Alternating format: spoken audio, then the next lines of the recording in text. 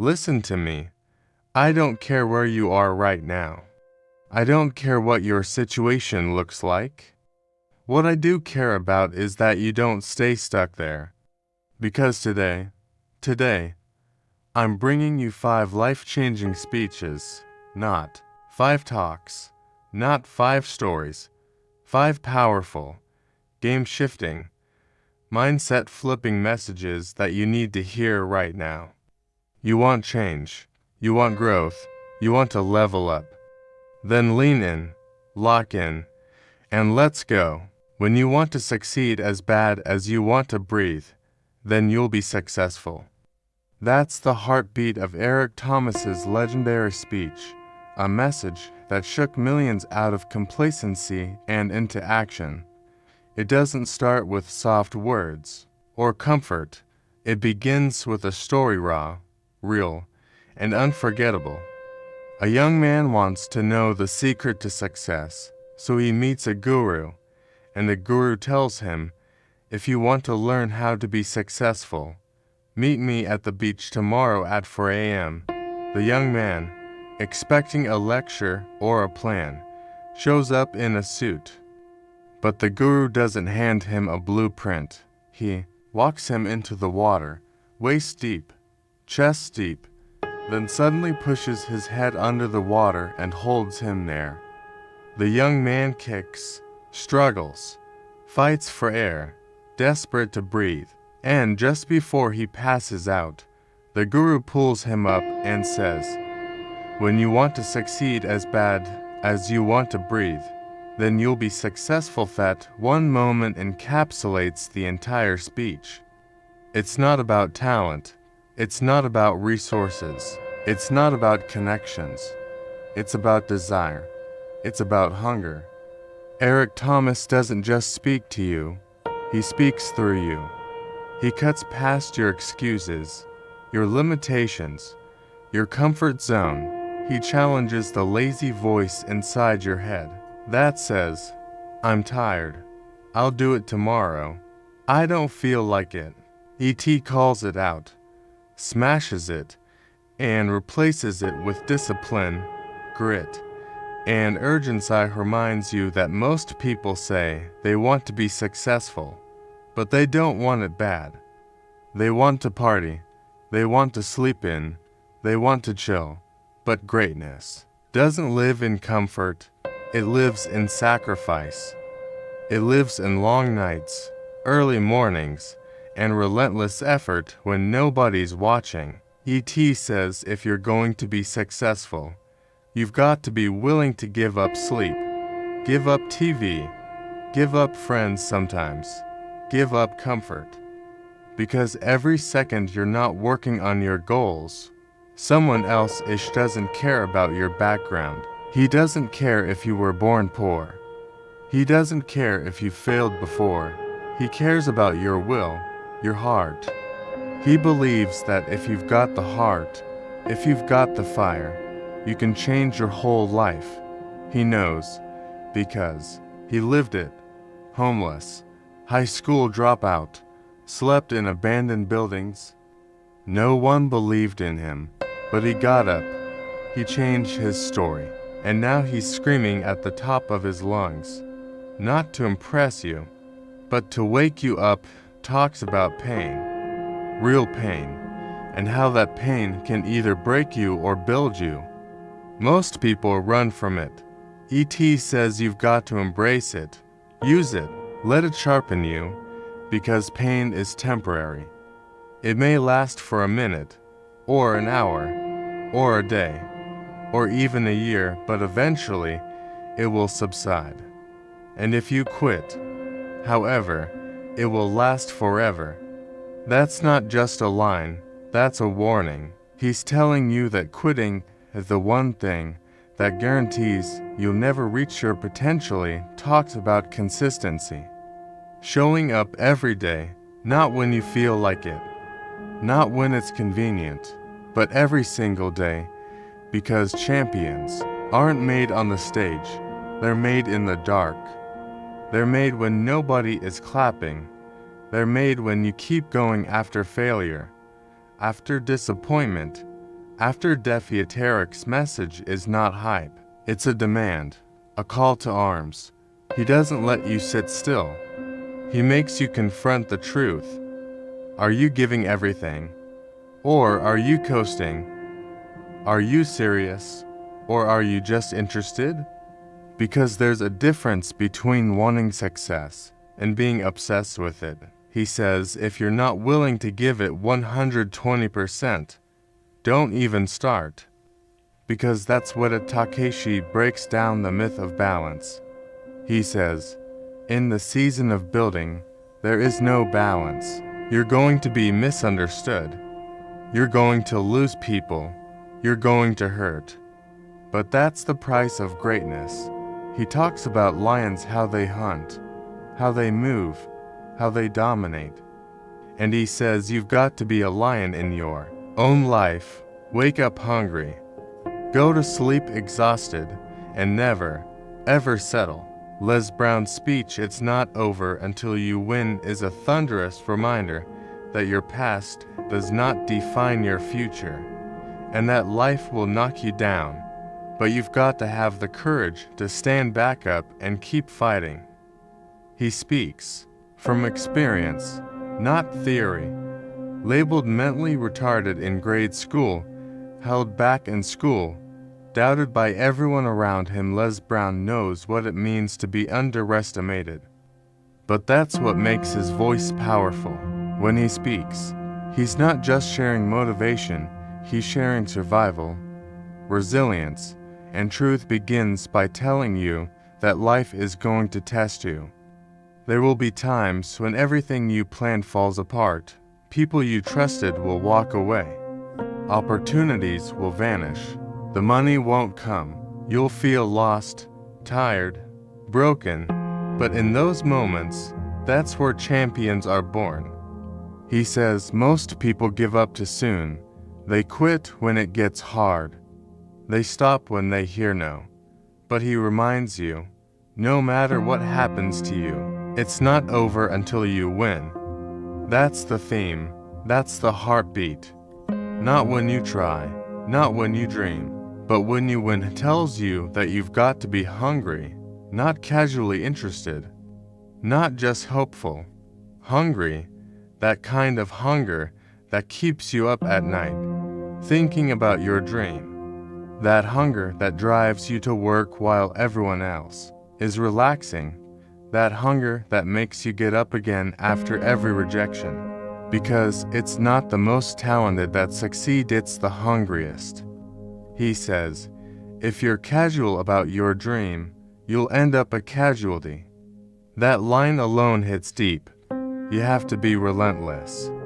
You have to want it so bad that you're willing to go through the fire, through the pain, through the tears. She talks about the people who will tell you that you can't do it, that you're too old, too young, too late, too broken, too unqualified. And he tells you not to listen because other people's opinions do not have to become your reality. That's one of his most famous lines, and it cuts through the noise. He reminds you that nobody else can live your life. Nobody else can see what you see. They don't have your vision, your fire, your purpose. And you cannot let their fear contaminate your faith. Shares stories of failure, not just his, but the failures of legends. How Colonel Sanders was rejected over 1,000 times before someone believed in his chicken recipe. How Abraham Lincoln failed in business and politics multiple times before becoming president. These aren't just stories. They're reminders that failure is not the opposite of success, it's part of the process. Les says, don't be afraid to fail. Be afraid of not trying. Be afraid of living a life where you never pushed your limit. Emphasizes the power of belief, not just hoping, but believing with every fiber of your being that you can do it. He tells you to affirm it, speak it, walk it, live it, because your life moves in the direction of your strongest belief. If you keep telling yourself you're not enough, you'll never be enough.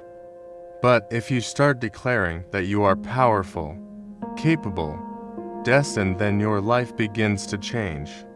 He says you have greatness within you, not outside of you, not in someone else, but within you. And once you believe that, you become unstoppable. A also talks about fear, how fear will try to paralyze you, how fear will whisper lies. But fear is a liar. It's not real. It's a story you tell yourself. He challenges you to do it afraid. Don't wait for the fear to go away. Move forward with the fear. Because courage, in the absence of fear, its action in the face of fears, tells you to expect setbacks. Life is going to hit you. You're going to fall. But if you can look up, you can get up. And when you get up, go after it again and again. Because winners are not those who never fail. They are those who never quit. He says some of the best chapters of your life haven't even been written yet. Your past is just a setup for your comeback. Everything you've been through is preparation. Nothing is wasted. The pain, the struggle, the loss, it all becomes fuel. Fuel for your fire.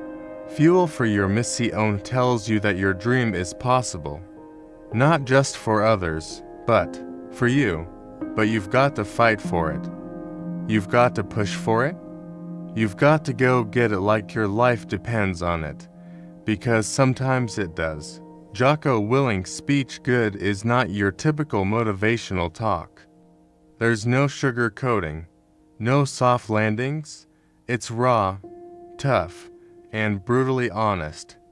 It's about flipping your mindset, completely turning every setback, every failure, every obstacle into an opportunity. And it all starts with one word: good. No matter what happens, no matter how bad it gets, his response is always the same: good. You lost the job. Good. You failed the test. Good. You got injured. Good.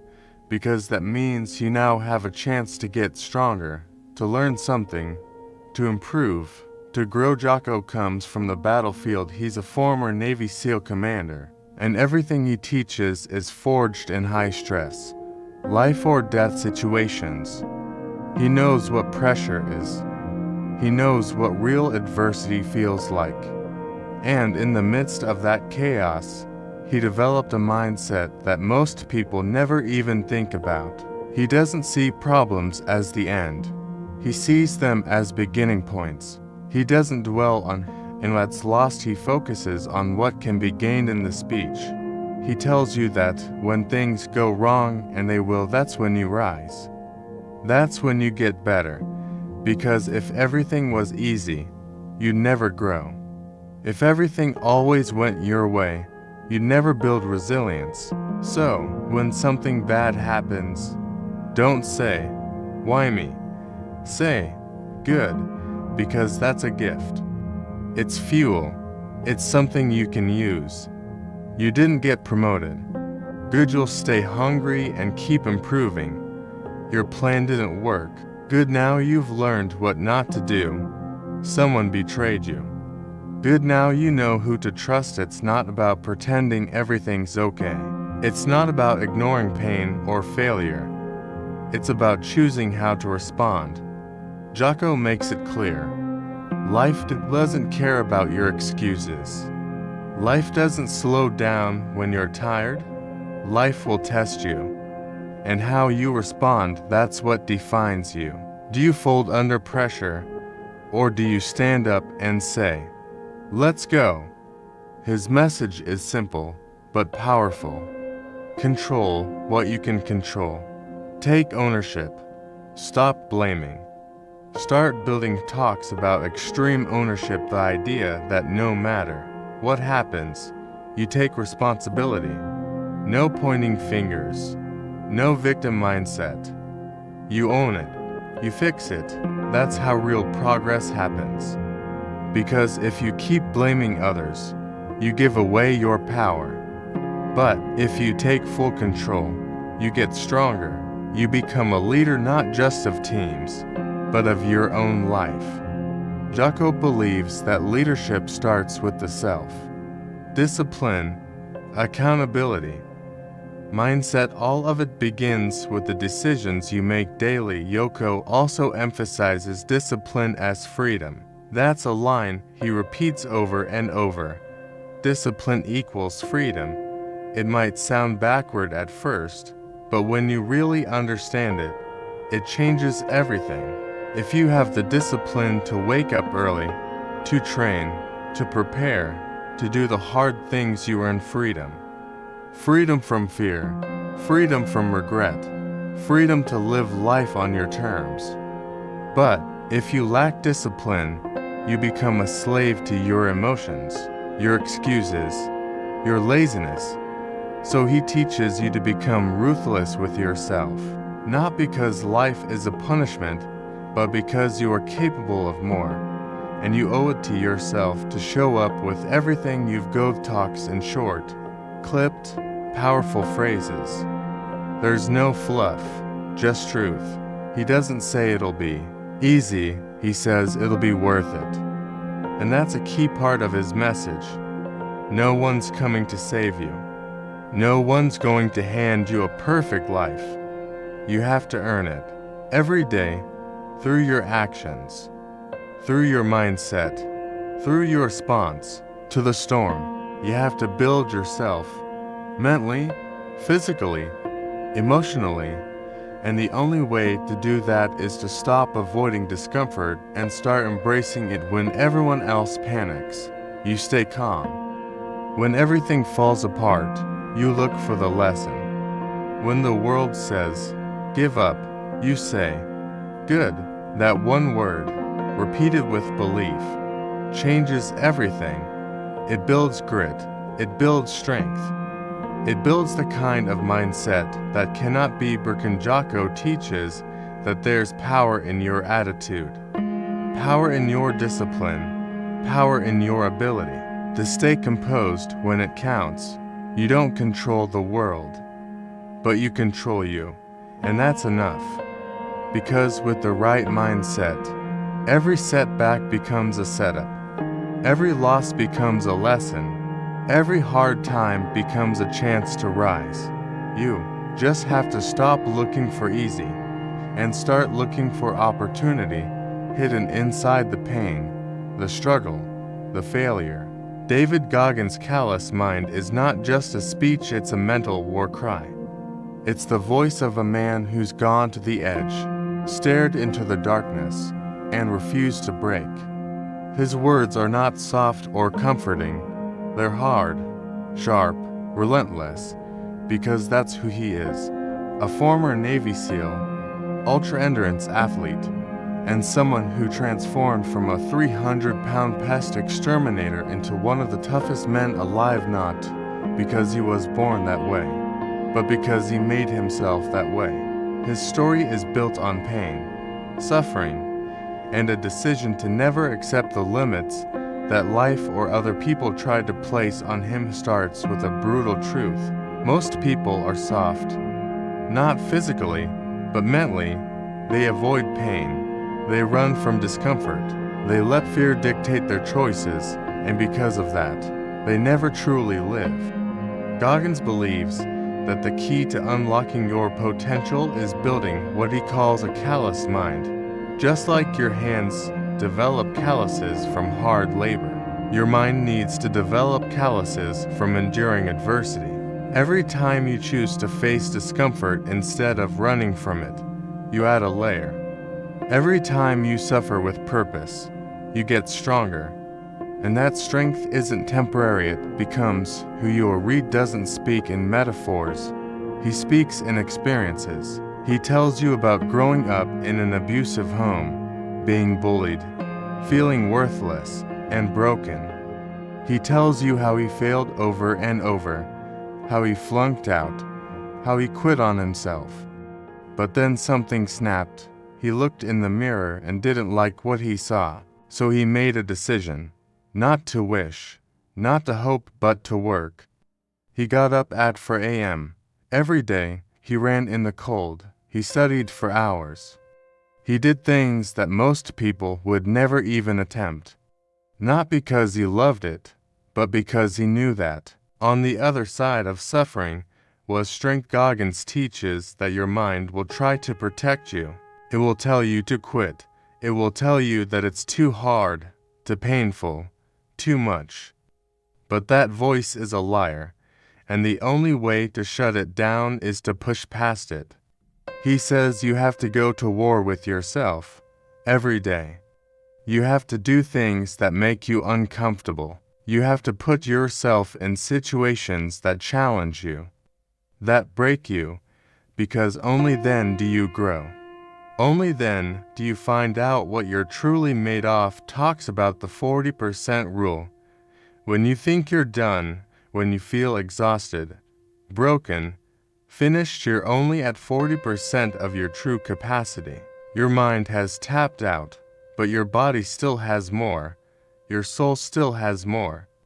Most people never tap into that remaining 60%. They quit when things get hard. But if you can push past that wall, you'll discover strength you never knew existed. You'll build confidence not from fake affirmations, but from real, earned victories. From doing things you once thought were impossible. Goggins also reminds you that no one is coming to save you. You have to be your own hero. Life is unfair. Things will go wrong. People will doubt you, hurt you, abandon you. And you can either sit in that pain and stay a victim, or you can use that pain to fuel your rise. He says you've got to own your weaknesses, stare them down, write them out, admit to yourself where you've fallen short, and then go to work. Relentless, brutal, honest work. His message is not about motivation. It's about discipline. Motivation comes and goes. But discipline, built through suffering and repetition, becomes who you are. He doesn't believe in balance during the grind. He believes in obsession, in going all in putting your soul on the line for what you want, because that's the price. And if you're not willing to pay it, you'll never have. I've also talks about the accountability mirror. Every night, he looked into the mirror and called himself out. No lies, no sugarcoating, just raw truth. And from that truth, he built himself, day by day, run by run, pain by pain. He says the path to greatness is lonely, hard, and painful, but it's worth it, because the pride that comes from knowing you didn't quit, you didn't give in, you earned every inch. That pride is untouchable. Goggins doesn't promise comfort. He doesn't promise ease. What he promises is transformation. Not overnight, not easy but real. You don't have to be born tough. You just have to be willing to suffer, to grind, and to never stop, no matter how hard it gets. That's how you build a callous mind. That's how you become uncommon among the uncommon. Mel Robbins, the 5-second rule, is just a productivity trick. It's a tool to take control of your life, your mind, and your future. She created it during one of the lowest points in her life, when everything was falling apart: her marriage, her career, her confidence. She was stuck in a loop of procrastination, self-doubt, and fear. Every morning, she struggled to get out of bed. Every day, she battled her own thoughts. And then one night, she saw a rocket launch on TV and had a thought. Maybe I could launch myself out of bed like that. So the next morning, when the alarm went off, she counted backwards 5, 4, 3, 2, 1 and launched herself out of bed. That tiny decision changed everything. The idea is simple, but powerful. When you have an instinct to act on a goal, you must physically move within 5 seconds or your brain will kill the idea. Your mind is designed to protect you, and it does that by keeping you in your comfort zone. So every time you hesitate, overthink, or wait you lose momentum. You give your brain time to talk you out of it. But when you count 5, 4, 3, 2, 1 and move, you interrupt that habit loop. You override fear, doubt, and resistance. You engage your prefrontal cortex, the part of your brain that helps you take deliberate action. Mel explains that the rule works for anything. You want to work out, but you don't feel like it? 5, 4, 3, 2, 1. Stand up, grab your shoes, start moving. You want to speak up in a meeting, but you feel nervous. 5, 4, 3, 2, 1. Open your mouth and talk. You want to stop scrolling and get back to work. 5, 4, 3, 2, 1. Put the phone down. The rule is a trigger for action. It doesn't change your feelings, but it changes your behavior. And that's where your power lies. Because you don't need to feel confident to take action. You just need to take action first. And confidence follows emphasizes that your life comes down to your decisions. Not your circumstances, not your background, your daily, moment-to-moment choices. And most of those choices are made by default. You hit snooze, you skip the gym, you avoid the hard conversation not because you want to fail, but because your brain is wired to avoid anything that feels uncertain or uncomfortable. That's why you need a rule, a tool, something to disrupt. The default, the 5-second rule becomes your weapon against procrastination, fear, anxiety, and hesitation. It helps you build courage. One tiny decision at a time. Will share stories of people using the rule to change their lives, starting businesses, leaving toxic relationships, speaking up for the first time, running marathons, quitting bad habits, not because they suddenly became fearless, but because they stopped waiting to feel ready. The truth is, you'll rarely feel ready. You'll rarely feel like doing the hard thing, but you don't have to feel like it. You just have to do it anyway. That's the heart of her message. You are one decision away from a completely different life. Dives into the science. 2. How counting backwards disrupts the habit loop in your brain. How taking action activates the part of your brain responsible for change and focus. It's not magic, it's mechanics. And when you understand how your brain works, you stop blaming yourself for being stuck. You start seeing that hesitation is a habit, and habits can be changeable. Also talks about self-doubt and anxiety. How we often paralyze ourselves by overthinking, by imagining worst-case scenarios, by replaying failures in our minds. The 5-second rule is a pattern breaker. It interrupts the spiral and shifts you into action. And action is the antidote to fear. The more you use the rule, the more you prove to yourself that you can trust yourself, that you can show up, that you can handle whatever. Kamesh reminds you that greatness isn't about huge leaps.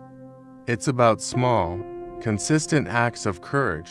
Waking up early when you don't want to, making the call you're scared to make, saying no when it's uncomfortable, saying yes when it feels risky. All of those are moments that define who you become, and all of those moments can be owned in just 5 seconds. Mel says, you can't control how you feel, but you can always control what you do. And the 5-second rule helps you make the hard choice, do the scary thing, and take back control. It's not about motivation, it's about movement. Not about waiting, it's about deciding. Because if you wait to feel ready, you'll be waiting forever. The clock is ticking, and every second you hesitate is a second you never get back.